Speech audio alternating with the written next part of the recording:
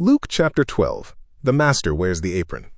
The coffee urn in the fellowship hall gives one last gurgle and goes quiet, which is how everyone knows it's time to sit down. Leo doesn't rush it. He's learned that if you start talking before people have found their seats, half the room spends the first 5 minutes still settling and misses whatever you said. So he waits, flips his Bible open to Luke chapter 12, and lets Ruth finish telling Priya about her grandson's baseball game. "All right," Leo says finally. Luke 12.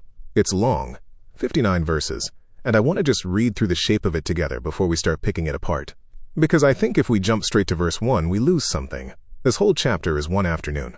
Jesus just left a house where the Pharisees and lawyers were laying traps for him over dinner, and now there's a crowd outside, so big people are literally stepping on each other. So he's still worked up, Marcus says. He's got his toddler's sippy cup in one hand and his Bible balanced on his knee, and he says it half as a joke, half serious. Maybe, or he's just clear-eyed. First thing out of his mouth to the disciples, quietly, not to the crowd, is a warning. Beware the leaven of the Pharisees, which is hypocrisy. I always thought that word just meant being a phony, Priya says. That's basically right, actually, Leo says. The Greek word is hypocrisy. It's a theater word originally, an actor playing a part.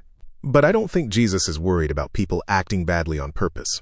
I think he's naming something closer to what happens to all of us under pressure. You get watched closely enough, judged harshly enough, and you start performing a version of yourself instead of just being yourself. Walt, who farmed wheat for 40 years before his knees gave out, grunts. Sounds like church sometimes. Nobody laughs, exactly. But a couple of people smile the way you smile when something lands too close. He says whatever's covered up gets uncovered eventually, Leo continues. Whispered in a closet gets shouted from the roof. And then, this is the part one actually want us to sit with. He tells them not to fear the ones who can kill the body. Fear the one who has authority over more than that. That's not exactly comforting, Marcus says. No. But keep reading. In the very next breath he's talking about sparrows. 5 of them sold for 2 pennies. And not one is forgotten by God. And then he says the hairs on your head are numbered. Leo looks up. That's a strange combination.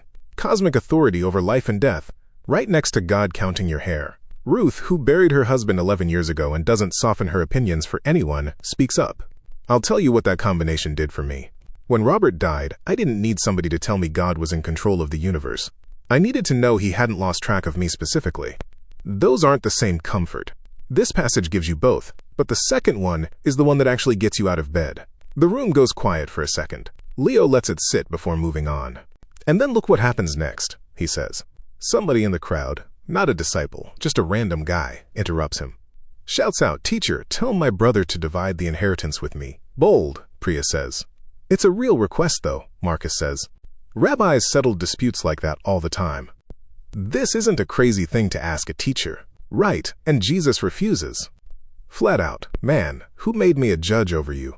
And then he turns it into a warning about greed, pleonexia, because life doesn't consist in the abundance of your possessions.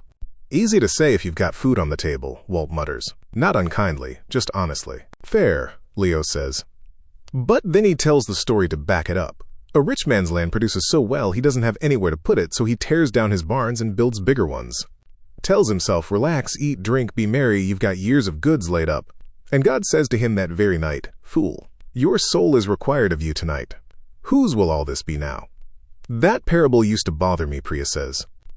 Because the guy didn't do anything wrong, technically. He worked hard. He planned ahead. He wasn't out committing crimes.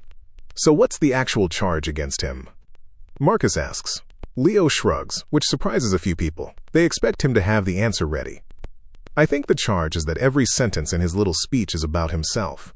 My crops, my barns, my grain, my goods, my soul.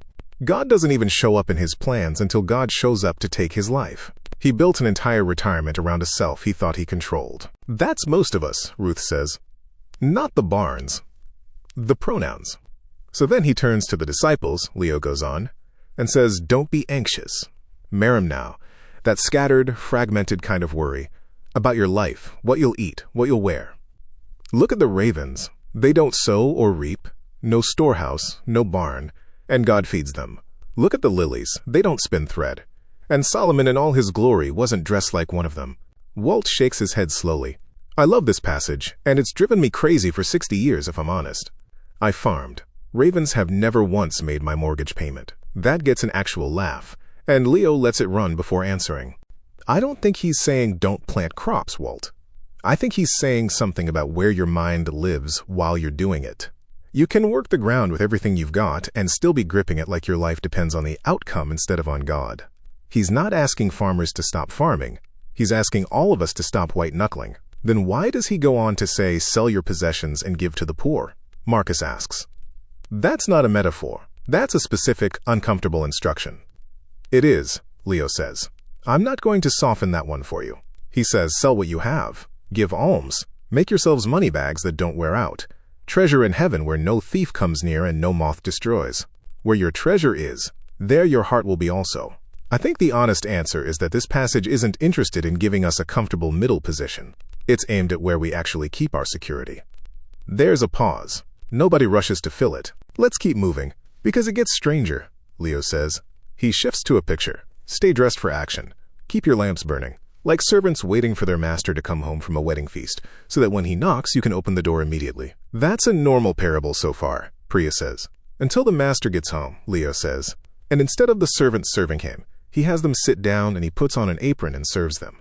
Ruth sits up a little straighter. Say that again. The master waits on the servants, because they stayed ready. That's backwards, Marcus says. It's supposed to be, Leo says. I think that's the whole point of putting it here, right after sell your possessions.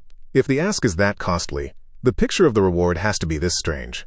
It's not a bigger barn. It's the master himself, kneeling. Priya's quiet for a second. I lost my dad 2 years ago, waiting on a diagnosis that took months to come back. I remember thinking, if this is a test of staying ready, I am failing it every single day. I was not dressed for action. I was just tired. I don't think this passage is only about the dramatic moment of the master's arrival, Leo says carefully. I think it's about the whole stretch of waiting before that. He even says if he comes in the second watch or the third. That's the middle of the night. He's naming the long, boring, exhausting kind of waiting, not just the sudden kind. Peter's question comes up next. Leo says, is this parable for everyone or just for us, the leaders? And Jesus answers with another servant, but this one's different. A manager left in charge who starts thinking, my master is delayed, and begins beating the other servants and getting drunk. When the master returns unannounced, the text says he will cut him in pieces and put him with the unfaithful. That's a hard line to read out loud in a church basement, Leo admits. It's brutal, Marcus says. I've heard people explain that away. Say it just means he loses his job, gets cut off administratively. Softens it a lot. I've heard that too, and I don't fully trust it, Leo says. The word really is the word for cutting something in two. I think the text wants that image to be uncomfortable. This isn't a parable about mild consequences. It's a parable about what happens when the person entrusted with care for others uses the delay as permission to hurt them instead. That lands different depending on who you are in the story, Walt says quietly. I've been on both sides of that kind of trust in my life. Times I kept it. Times I didn't. Nobody pushes him to say more, and he doesn't offer to. Last thing, Leo says, glancing at the clock. He says he didn't come to bring peace on earth, but division. 5 in one house divided against each other. Father against son, mother against daughter. And then he turns to the crowd and basically says, you can read the sky and know when it's going to rain, so why can't you read what's happening right in front of you? That's not the Jesus most people grew up picturing, Priya says. No, Leo agrees. But I think that's because we tend to picture peace as the absence of conflict, and he's talking about something else. The peace of things finally being put right, which sometimes requires conflict to get there. A house doesn't get rebuilt without some walls coming down first. Ruth closes her Bible, but doesn't get up yet. I'll tell you what I'm taking home. Not the barns, not the fire, not even the servant getting torn in two. It's the master putting on the apron. Everything else in this chapter is telling me to let go of something I'm gripping too tightly.